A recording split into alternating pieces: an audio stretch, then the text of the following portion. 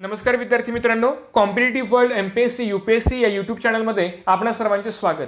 सामान्य विज्ञान किंवा जनरल सायन्स या विषयाच्या अनुषंगाने आगामी एमपीएससी मार्फत घेतल्या जाणाऱ्या पूर्व परीक्षांमध्ये जे अतिमहत्त्वाचे प्रश्न विचारले जाऊ शकतात असे प्रश्न आपण या व्हिडिओच्या मार्फत बघत आहोत. हा पार्ट 3 आहे, ज्यामध्ये प्रश्न क्रमांक 51 ते प्रश्न क्रमांक 75 स्पष्टीकरणासहित डिस्कस केलेले आहेत. पार्ट 1 आणि पार्ट 2 मधून आपण 50 प्रश्न डिस्कस केलेले आहेत. ज्या विद्यार्थ्यांनी हे व्हिडिओ बघितले नसतील त्यांच्यासाठी लिंक डिस्क्रिप्शन बॉक्समध्ये अवेलेबल आहे.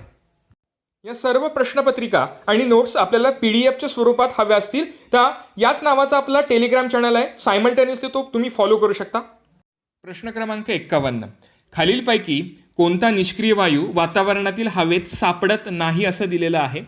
आता आपल्याला निष्क्रिय वायू म्हणजे काय हे माहीत असणं अपेक्षित आहे. निष्क्रिय वायू त्यालाच आपण इनर्ट गॅस म्हणू शकतो किंवा त्याला राजवायू देखील म्हणतो आपण, म्हणजेच नोबेल गॅस म्हणू शकतो.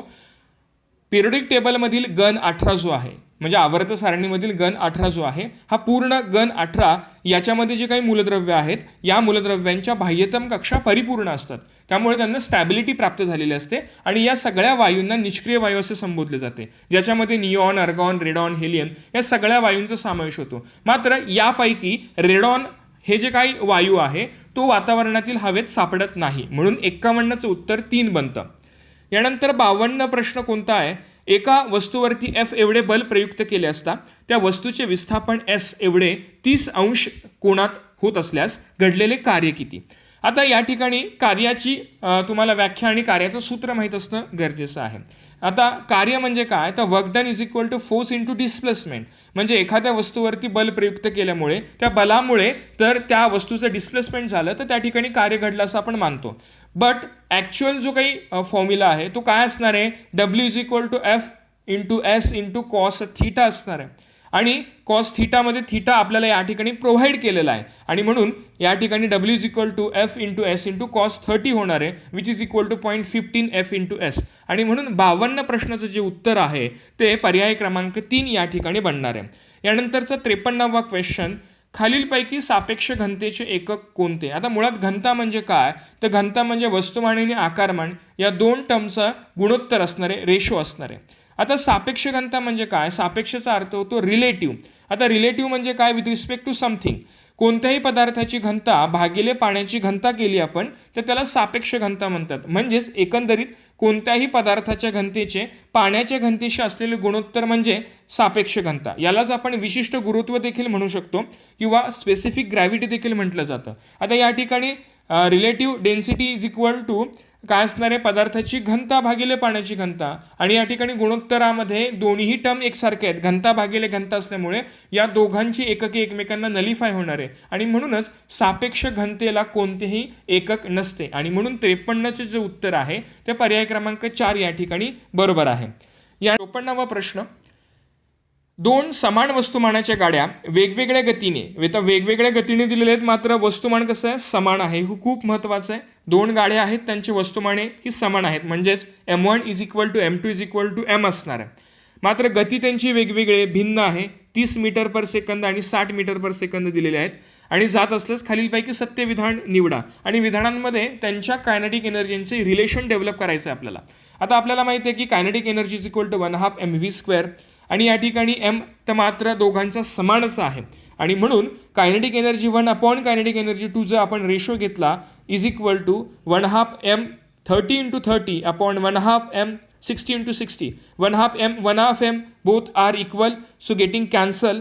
आणि 30 गुणिले 30 भागिले 60 गुणिले 60 आणि म्हणून kinetic energy 2 is equal to 4 times kinetic energy 1 असं रिलेशन या ठिकाणी डेव्हलप होणार आहे आणि म्हणून 54चे उत्तर जे आहे ते पर्याय क्रमांक 3 हे बरोबर असणार आहे. आता यानंतरचा 55 प्रश्न कोणता आहे बघूयात आपण.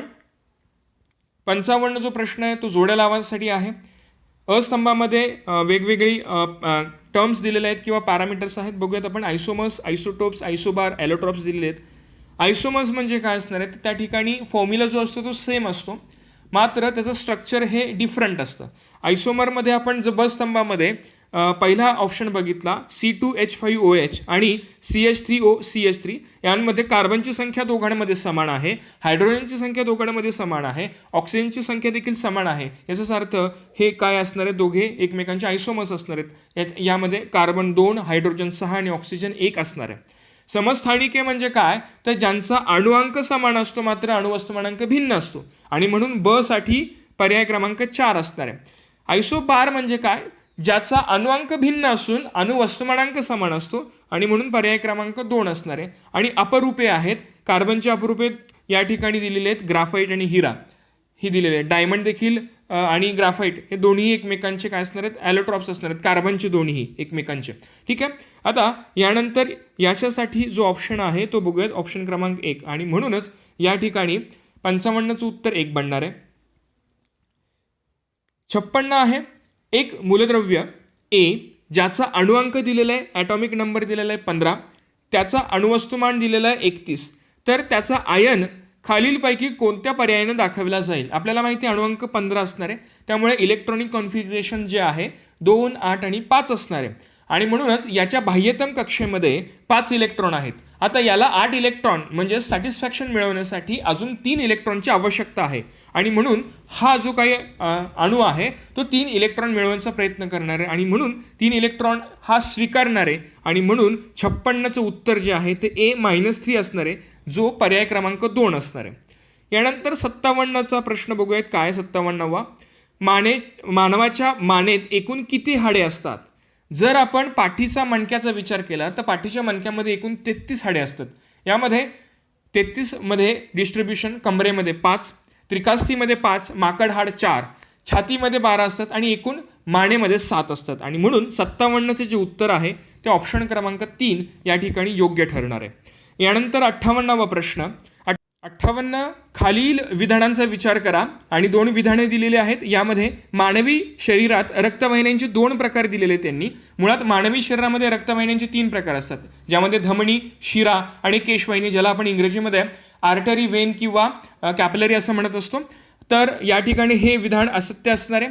धमन्यांमध्ये झडपा नसतात तर शिरांमध्ये झडपा असतात, हे बरोबर आहे. वरीलपैकी सत्य विधान किंवा विधाने विचारलेली आहेत, यापैकी एकच विधान सत्य आहे आणि म्हणून ऑप्शन क्रमांक 2 म्हणजेच फक्त ब हे याचं उत्तर बनणार आहे. 59 नंबरचा प्रश्न काय आहे बघूयात आपण. खालील विधानांचा विचार करून असत्य विधाने निवडा. यामधलं पहिलं जे विधान दिलेलं आहे, जीवनसत्व B3 आणि K हे जीवाणूंमार्फत मानवी आतड्यात तयार केले जातात. तर आता बघा, जर जीवनसत्वांचा विचार केला आपण तर जीवनसत्वांमध्ये आपल्या आतड्यामध्ये असणाऱ्या बॅक्टेरिया काही विटॅमिनची निर्मिती करत असतात आणि यामध्ये K किंवा B3 याची निर्मिती देखील जीवाणूंमार्फत आपल्या आतड्यामध्ये तयार होत असतात. हे म्हणून हे विधान अगदी बरोबर आहे. दुसरं जे विधान आहे, फॉलिक ॲसिडच्या कमतरतेमुळे ॲनिमिया हा रोग होतो. आता low level of folic acid causes megaloblastic anaemia.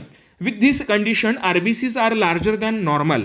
आता या ठिकाणी फॉलिक ॲसिडची जर कमतरता झाली तर ॲनिमिया नावाचा हा रोग होण्यासाठी किंवा हा रोग होण्याचे चान्सेस खूप वाढतात आणि म्हणून हे विधान देखील सत्य आहे. आणि म्हणून 59 नंबर या प्रश्नाचं उत्तर या ठिकाणी ऑप्शन क्रमांक 4 आहे. कारण की या ठिकाणी विचारले काय ते मुळात लक्षात घ्या की या दोन्हींपैकी या ठिकाणी असत्य विधाने निवडायचेत आपल्याला. तर असत्य विधान एकही नाही आहे, दोन्हीही सत्य असल्यामुळे या ठिकाणी ऑप्शन नंबर 4 एकही नाही याचं उत्तर बनणार आहे. यानंतर 60 नंबरचा प्रश्न. खालीलपैकी मानवी दातांबाबतीत उपदाढा दिलेले आहेत, म्हणजे प्रीमोलार दातांचे सूत्र विचारलेले आहेत. मुळात 4 प्रकारचे प्रौढांमध्ये दात असतात. पहिला जो आहे तो I म्हणजे इन्सायझर, C म्हणजे कॅनाइन, P म्हणजे प्रीमोलार, M म्हणजे मोलार. आता या ठिकाणी इन जनरल सगळ्या दातांचं सूत्र काय असतं, तर ICPM भागिले ICPM is equal to 2123 upon 2123. यापैकी प्रीमोलार आपल्याला विचारलेले आहेत, तर प्रीमोलार हे 2 असतात आणि म्हणून 2/2 म्हणजे ऑप्शन क्रमांक या ठिकाणी 1 हे याचं उत्तर बनणार आहे. यानंतर 61 नंबरचा प्रश्न वाचूयात आपण. काय आहे तो, खालील विधानांचा विचार करा. आकाशात उडणाऱ्या विमानाच्या मागे पांढरी तेजोरेखा दिसते, यासाठी इंजिनाच्या वाफेचे संगणन जबाबदार असते. तुम्हाला बघितलं असेल तुम्ही की आकाशात ज्यावेळेस विमान उडत असतं त्यावेळेस तुम्हाला मागे एक पांढरी तेजोरेखा दिसत असते आणि हे बिकॉज ऑफ दी कंडेन्सेशन म्हणजे संगणन याला जबाबदार असते. आता ब जो काय आहे विधान 40 डिग्री सेंटीग्रेडपेक्षा कमी तापमान मोजण्यासाठी अल्कोहोल तापमापीचा वापर केला जातो. मुळात सर्वसाधारणपणे जी काही आपण तापमापी वापरतो त्याच्यामध्ये पाऱ्याचा वापर केला जातो. आता alternative to that mercury we can use alcohol. आणि पाऱ्याऐवजी अल्कोहोलचा वापर केल्यानंतर त्याचे बरेचसे फायदे आहेत. काय फायदा आहे तर इट इज लेस टॉक्सिक, म्हणजे जो अल्कोहोल जो आहे तो लेस टॉक्सिक असणार आहे आणि कॅन मेजर लोअर टेम्परेचर. आणि मग कमी तापमान मोजण्यासाठी अल्कोहोलचा वापर केला जातो किंवा अल्कोहोलच्या तापमापीचा वापर केला जातो. आणि म्हणून दोन्ही जी विधानं आहेत ती सत्य आहेत. आणि म्हणून या ठिकाणी 61 या प्रश्नाचं उत्तर जे आहे ते पर्याय क्रमांक 3 असणार आहे. 62 नंबरचा प्रश्न बघतोय आपण. खालीलपैकी शरीरातील सर्वात मोठा रासायनिक कारखाना कोणता? आता आपल्याला माहिती आहे शरीरामध्ये वेगवेगळ्या ग्रंथी असतात आणि या ग्रंथी वेगवेगळी रसायने किंवा केमिकल्स सिक्रेट करत असतात. आता यामध्ये 2 प्रकार पडतात, एक एंडोक्राईन आणि एक्झोक्राईन, म्हणजे अंतःस्रावी आणि बाह्यस्रावी ग्रंथी. अंतःस्रावी ग्रंथी या नेहमी हार्मोन्स किंवा संप्रेरक सिक्रेट करत असतात, तर बाह्यस्रावी किंवा एक्झोक्राईन जे काही ग्लँड्स असतात त्या नेहमी विकरे किंवा एन्झाईम सिक्रेट करत असतात. जर आपण यकृताचा विचार केला तर यकृत जी आहे ही सर्वात मोठी बाह्यस्रावी ग्रंथी आहे. शरीराच्या उजव्या बाजूला असते आणि शरीरातील prothrombin, fibrinogen, vitamin A, D, K, B12 असेल, हिपॅरिन असेल, युरिया, पित्तरस, विषारी व उत्सर्जित पदार्थ या सगळ्यांचं सिक्रेशन याच्यामार्फत होत असतं. आणि म्हणूनच या प्रश्नाचे उत्तर जे आहे ते यकृत म्हणजेच पर्याय क्रमांक 2 बनणार आहे. यानंतर 63वा प्रश्न बघूयात आपण काय आहे तो. स्पायरोगायरा, शुक्रपेशी, अंडपेशी आणि चेतापेशी, म्हणजे एकंदरीत पेशींची नावे दिलेली आहेत आणि यांचे जोडे लावायचे, त्यांचा आकार दिलेला आहे या ठिकाणी. आता बघूयात काय आहेत. आपल्याला माहिती आहे स्पायरोगायराचा आकार जो असतो तो आयताकृती असतो, म्हणजेच आयताकार. दुसरा जो काही शुक्रपेशी आहे याचा सर्पिलाकार असणार आहे. त्याच्यानंतर अंडपेशी असणार आहे, याचा जो आकार आहे तो गोलाकार असणार आहे. आणि चेतापेशी शाखीय असणार आहे. आणि मग याच्यासाठी जो काही रिलेटिव्ह ऑप्शन्स आहे तो 63साठी ऑप्शन क्रमांक 1 बनणार आहे. यानंतर 64 नंबरचा प्रश्न बघूयात आपण काय तो. इन्सुलिन बाबतीतच्या खालील विधानांचा विचार करा. आता इन्सुलिन बाबत आपल्याला काही ठळक मुद्दे माहीत असणं गरजेचं आहे. पहिला जो मुद्दा आहे तो म्हणजे काय, हे एक प्रथिनयुक्त संप्रेरक आहे. हे विधान अगदी बरोबर आहे, कारण की इन्सुलिन यामध्ये प्रथिने असतात.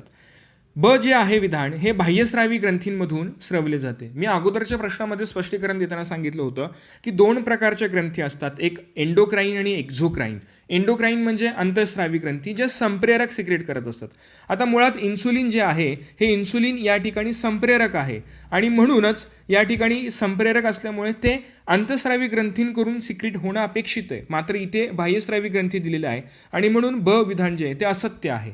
क जे विधान आहे रक्तातील ग्लुकोजचे प्रमाण वाढल्यास ते स्त्रवते. आपल्याला माहिती आहे की रक्तामधील ग्लुकोजचं प्रमाण वाढल्यानंतर इन्सुलिन त्याला कंट्रोल करत असतं. म्हणजेच डायबिटीजमध्ये इन्सुलिनचं जी काही मात्रा आहे, प्रमाण आहे, ते सिक्रेशन कमी होत असतं किंवा त्या ठिकाणी कंट्रोलिंग पॉवर त्या ठिकाणी नष्ट झालेली असते. आणि म्हणून क देखील बरोबर असणार आहे. आणि म्हणून या ठिकाणी विचारलं काय बघूया, वरीलपैकी सत्य नसणारी म्हणजे असत्य विचारलेत आणि असत्य फक्त एकच आहे ब, म्हणून याचं उत्तर जे आहे ते 2 बनणार आहे. आता यानंतरचा पुढचा प्रश्न जो 65 नंबरचा आहे. खाली काही महत्त्वाच्या संशोधन संस्था दिलेल्या आहेत, त्यांचा व ठिकाण यांच्या योग्य जोड्या लावायच्यात. खूप महत्त्वाचा प्रश्न आहे, कदाचित आगामी परीक्षेमध्ये विचारलं जाऊ शकतं.